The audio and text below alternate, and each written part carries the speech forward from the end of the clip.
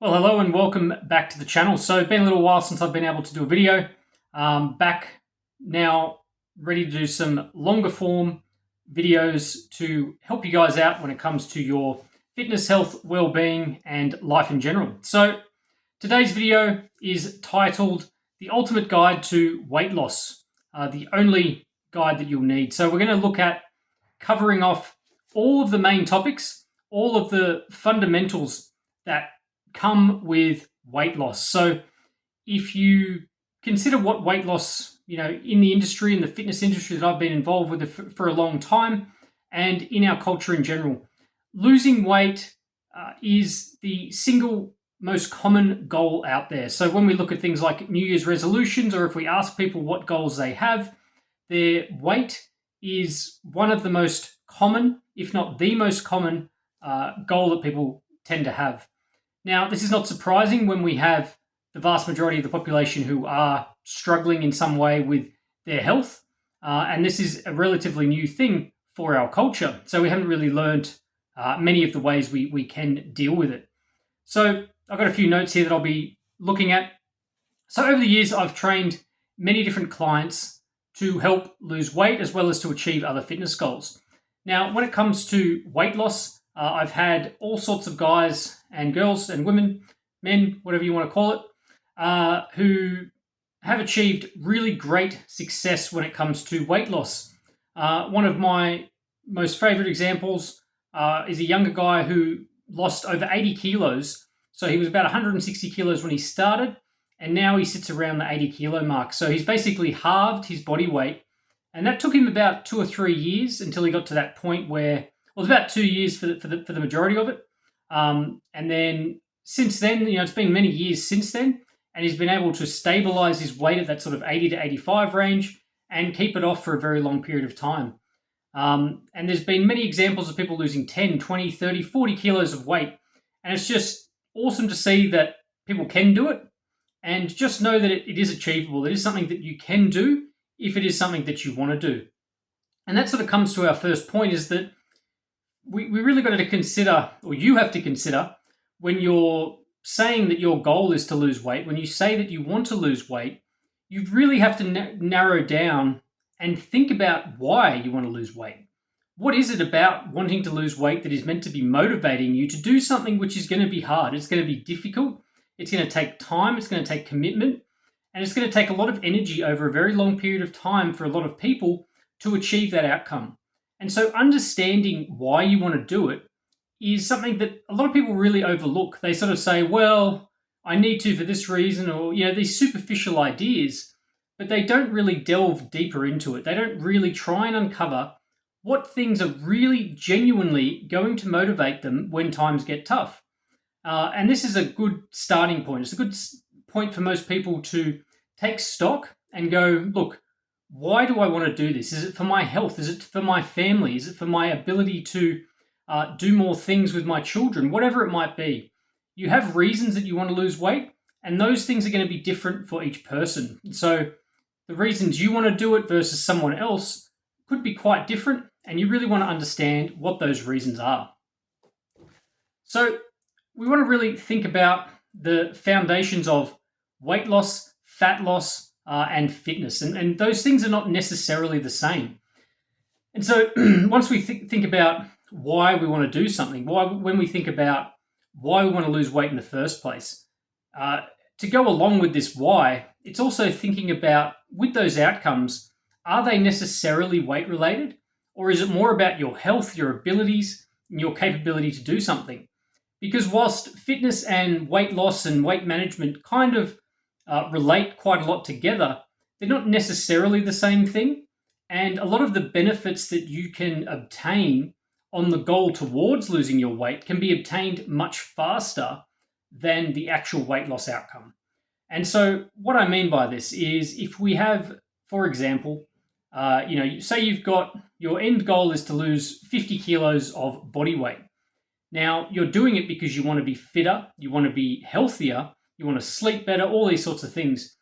What you'll find is that even when you start moving towards that goal, whilst the goal itself, the losing the 50 kilos, might take you 2 years, 3 years, depending on what you're doing, The process to get there, by starting to exercise a couple times a week, by starting to eat better, you'll already within a month or so start to feel those results well before that goal is achieved. And this is something that why I tend to lead with exercise first and try to get people moving and doing something with their body and moving, because those results can actually come relatively quickly, whereas weight loss can be much more of a long-term thing. And the other thing we've got to consider is, if we're considering losing weight, that weight in and of itself doesn't tell us about your fitness level, your muscle mass, and your body fat percentage. And so when we consider something like Ozempic, for example, becoming very common, a drug that people use to lose weight, they use Ozempic to lose weight, which it does, but it tends to also lose a lot of muscle mass. And muscle mass is the thing that is going to help you be stronger, be fitter, be more capable. And so if you are trying to focus too much on the weight loss, you've got to keep in mind that what you probably want is body fat reduction, which is going to take a little bit more of a different approach rather than just trying to starve yourself to weight loss. So now we want to consider is taking stock of what your current situation is. So how much weight do you have currently? How long has it been since you've done any movement? What sort of eating patterns do you have? Why do you think you've got those eating patterns? Do you eat when you're stressed? Do you have a bad sort of relationship with food that you've developed over many years or decades? Do you have a family situation that you're often in front of lots of junk food? Do you have a work situation that makes it difficult? Taking stock of where you are and where you're at is a good understanding to at least start considering what specific and unique problems you might have that need to be addressed in order for you to lose weight. Because again, we're all individuals, we all have different situations and different lives, and the same approach will not work for everyone. Somebody who travels a lot for work versus a mother who stays at home with 6 children versus a young single guy in his 20s, there's lots of differences there, and understanding your unique situation, both in where your body's at, what injuries you have, taking stock of that is a good, starting this foundation of understanding how you're actually going to achieve the outcome that you want. And then we can move forward to really looking at a realistic idea of how long this is going to take. So when it comes to weight loss, the fitness industry, the weight loss industry, the vast majority of it is made up of people looking to make a quick buck. And it's also made up of a lot of people looking to get a quick result. Now, I understand this because, obviously people want to get things right away. We're impatient. We want to make sure that we get the outcome that we want as soon as possible. But the problem is when it comes to weight loss is that it's very unrealistic for most people to lose weight quickly. You might be able to lose weight quickly in the initial stages. You might be able to lose a few kilos quite rapidly, but this is not usually actually body fat.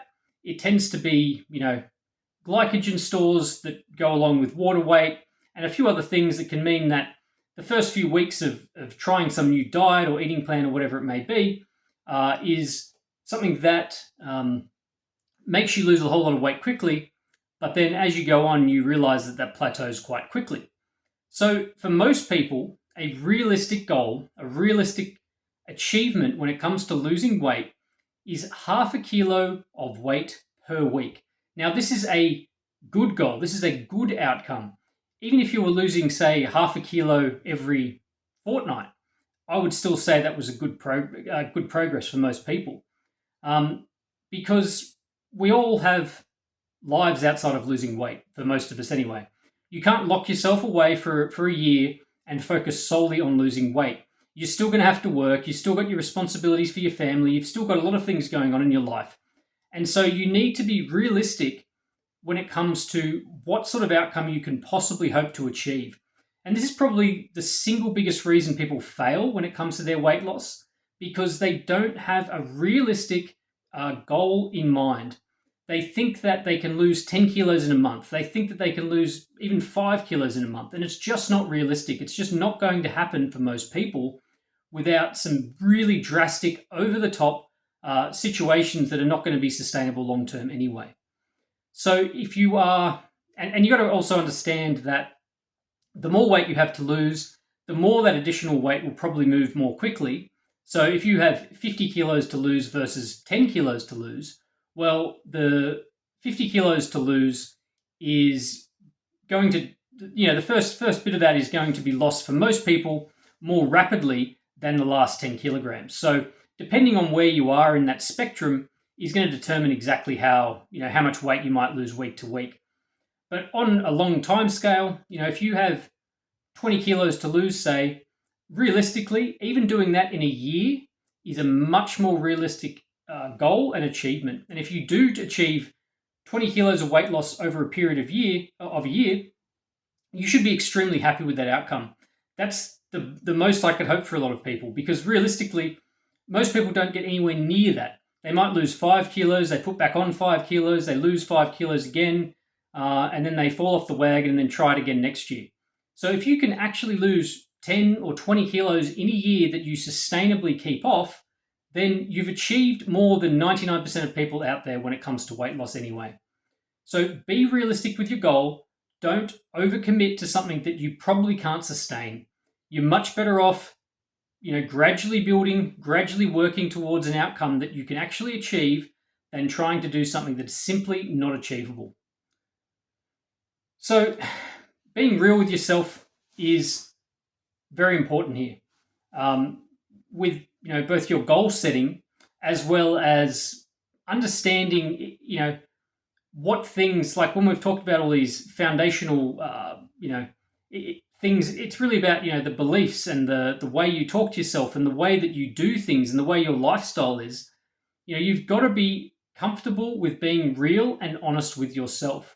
So the clients that I've had in my time that have achieved the most are the ones who are willing to say, look, this is my fault. This is stuff that I've been doing. I know that I need to stop doing this. I know that I need to stop snacking, or I know I need to stop drinking so much.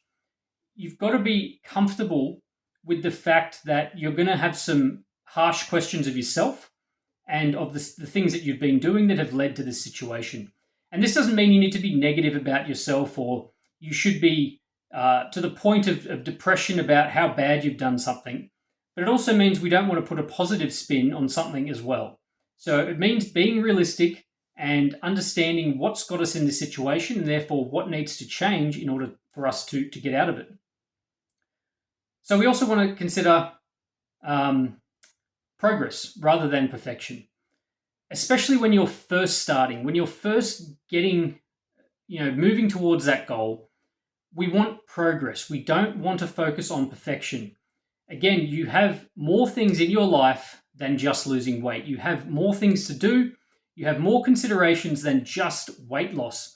And if you're too focused on this idea of just focusing on everything being perfect, the perfect diet, the perfect exercise plan, something comes up and it ruins it. It derails you, and it makes people very upset and feel like they've done something wrong. But if you're a normal person with a normal life, we really want to focus on progress. We want to focus on, this week we've started to incorporate more vegetables. The week after, we're starting to incorporate more exercise. Little steps of sustainable behavior change that we can then build upon over time to ensure that you actually get the outcome. So don't focus on perfection. Don't focus on the best diet. Focus on improving week by week, and so that you can look back in a year's time and say, wow, compared to then, I effectively am perfect. But that's not going to happen week to week. It's going to take a long time. It's going to take a lot of undoing of habits and a little bit of an up and down as well. So we need to focus on energy balance.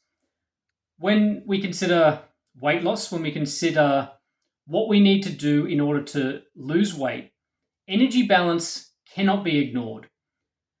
All sorts of people out there will try and talk about different types of diets, different types of eating plans, or different types of strategies where you can eat whatever you want. You can eat whatever as long as it's these foods, whatever it may be.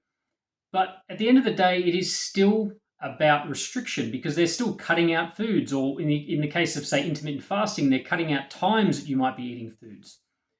The energy balance is not a black and white equation. It is not about saying you need to have 2,000 calories a day. So if you have exactly that amount, your body weight is going to stay. And if you have under it, you're going to necessarily lose weight. These things fluctuate. Working out exactly how many calories are in food is very difficult because the labels are not 100% accurate. Working out how many calories you might have used through movement and exercise is also very difficult. None of these things are very accurate. Energy balance should be considered more as a broad idea. You need to be gradually consuming less energy if you are to lose weight. Now, if you want to believe anything otherwise, then you're probably going to struggle with the outcome. Energy balance is what people might call calories in, calories out, and it's going to differ for each person. Someone who exercises a great deal, who is young, has a lot of muscle mass, is going to require a significantly larger amount of calories each day than somebody who is, sedentary, sits at a desk all day, has minimal muscle mass, and does no exercise outside of work. Those people are going to have vastly different intakes, but the energy balance equation is still going to apply for both of them. And like I said, it's not going to be a one-for-one. It's not going to be that you need to count every single calorie because you can't be that accurate. But you have to restrict something somewhere. This can be, like a restriction of types of food. It can be a restriction of just total food volume. It can be a restriction of the hours that you're eating. But there's going to have to be a reduction in the amount of energy that your body is taking in. When you're putting on weight, you are storing energy. And when you're losing weight, your energy is being transferred into, metabolic pathways that are utilizing that energy that is stored in your body if you're in a deficit. And so energy balance is realistically the fundamental thing that will change your body weight.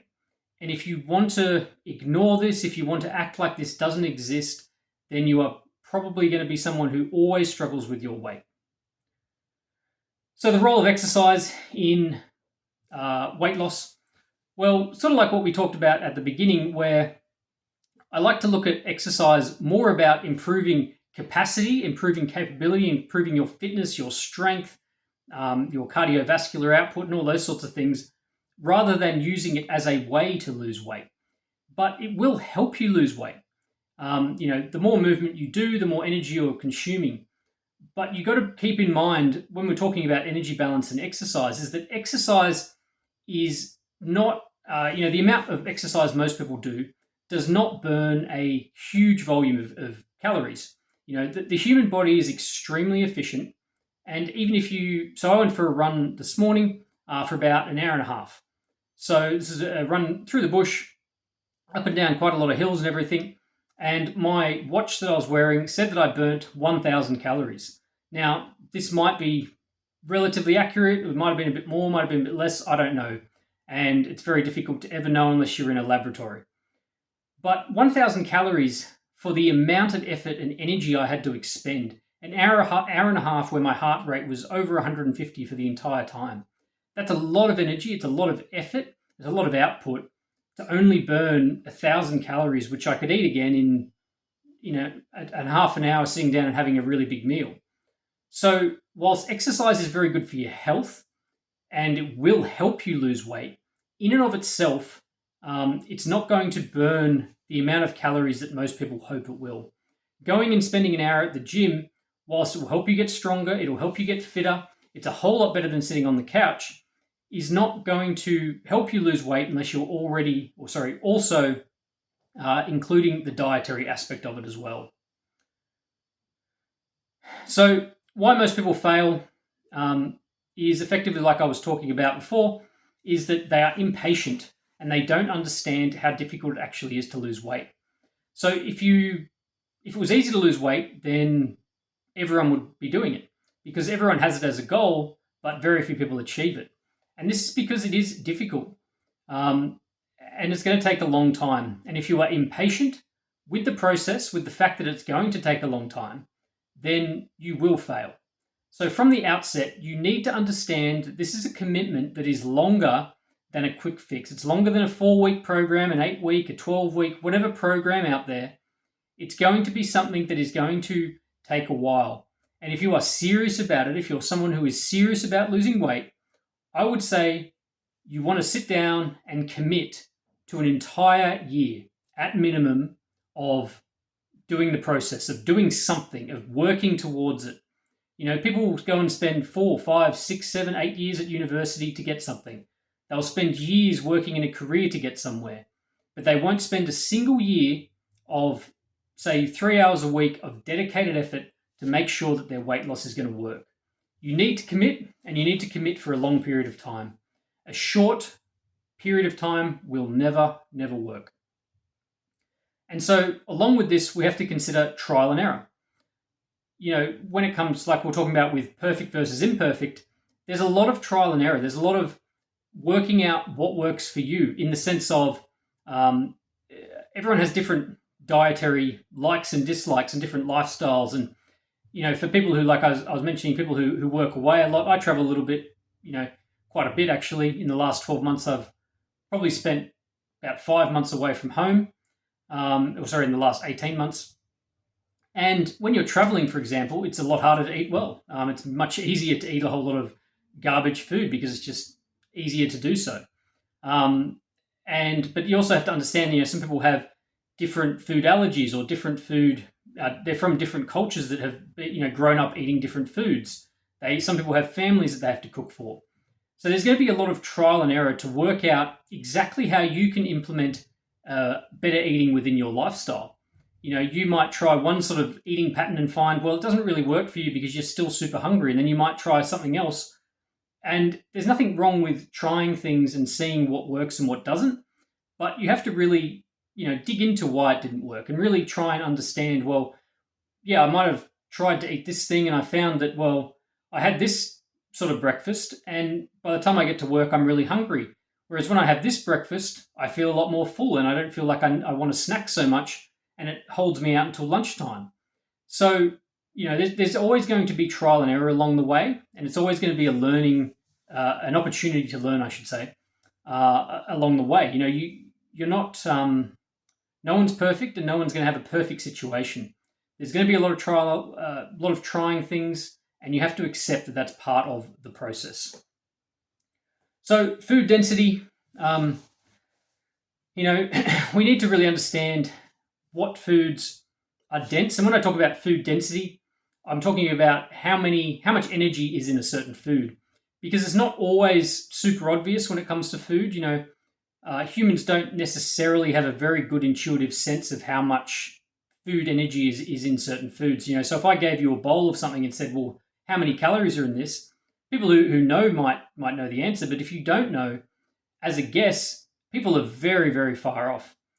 So nuts are a perfect example of this. You know, 100 grams of most nuts, it's somewhere in the realm of 700 to 800 calories, which isn't really that many nuts. Like it's a very small, you know, people could easily eat that as a snack versus 800 calories worth of broccoli, which might be like a whole kilo or more of broccoli to get that same amount of you know, same amount of food energy.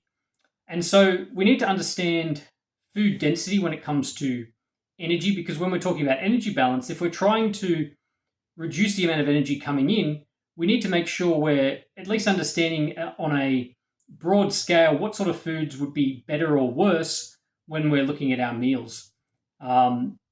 Generally, you know, and even things like avocado, whilst again, there's nothing bad about it, but it is a very calorie dense food. So having an entire avocado for breakfast, whilst for some people might be great, for other people it's probably too much. So it's just about gradually trying to learn roughly what sort of foods have a lot of calories and what sort of foods are probably good to avoid almost entirely. And they're going to be the ones most people know, you know, liquid calories of any sort, whether it's fruit juice, whether it's soft drink, whether it's milk, alcoholic drinks, whatever it is. If you're someone who's trying to lose weight, then liquid calories of any kind are not going to help. Processed junk food, again, very calorie dense, very nutrient devoid, probably not going to help. Not to say you can't have any of it, but it is really not going to help you towards the goals that you have, regardless of what sort of eating pattern you want to have. Who are your support systems?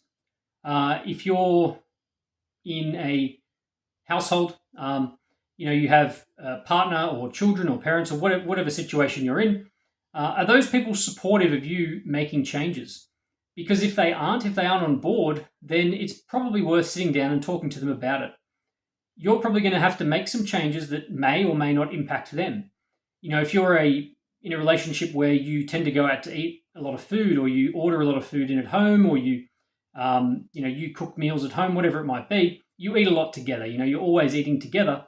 Well, if you're going to start changing the way you're doing things, then you need to get them on board. You need to get them to understand what you're trying to achieve, how that might impact them, what things they could do to help you.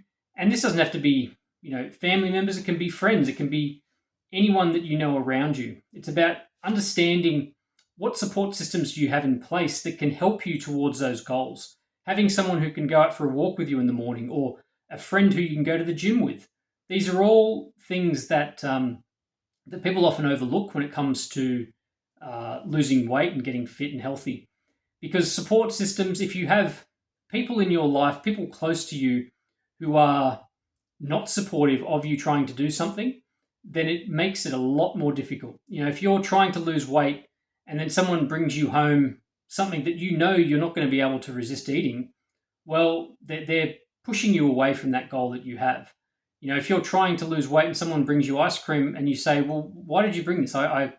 You know that I don't want to do this. So it warrants having that conversation and just saying, like, look, I'm trying to do this. You may or may not want to as well, but this is something that I want to do.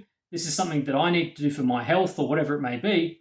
And I would really appreciate if you could, hide the chocolates that you have, or whatever it is. Everyone's different, but it's about having those conversations and making sure that the people in your life are supporting you and not bringing you down. Medical interventions. So, we've got things like the new drug, Ozempic, very popular, stomach bans, all those sorts of things. Now, I'm not going to sit here and give you medical advice. For most people, they're going to be at a level of weight loss where it's deemed basically a medical problem. So it's something that you would need to talk to your medical professional. And I've trained plenty of people over the years who have had these stomach staples and different stomach interventions, basically to make their stomach smaller. And a lot of them have lost a lot of weight, but there's obviously complications, side effects, and the same thing with Ozempic. I'm not fully against it or for it.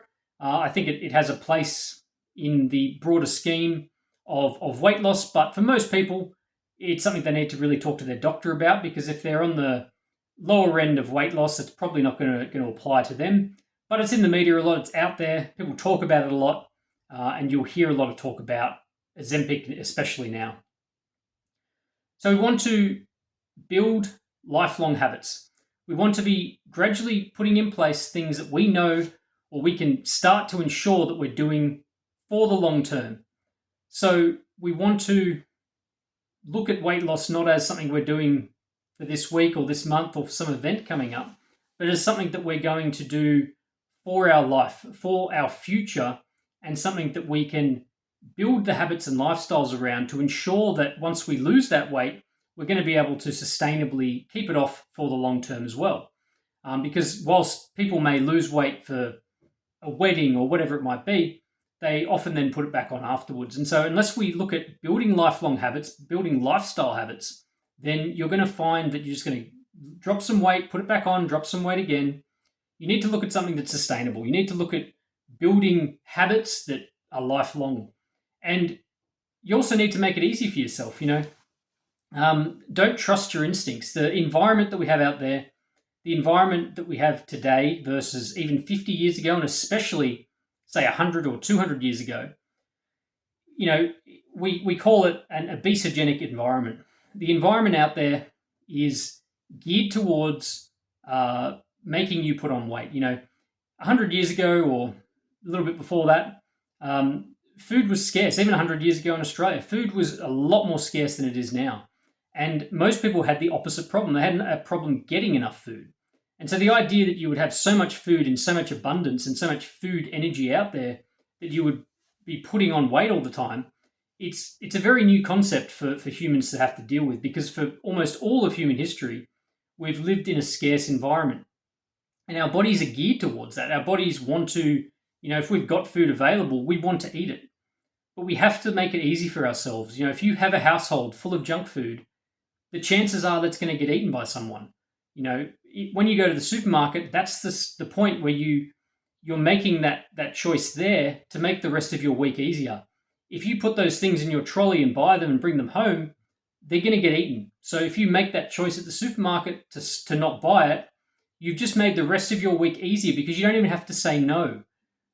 It's very difficult to constantly have to say no. If you're getting offered, every time you open up your fridge, there's junk food in there, you're constantly having to say no to that. You're constantly having to say, I'm so hungry and I'd love to have that. Now I'm not going to have it. If it's not in the house, you have to make an effort. It's not to say you can't get it because you can go out to the shop and buy it, of course.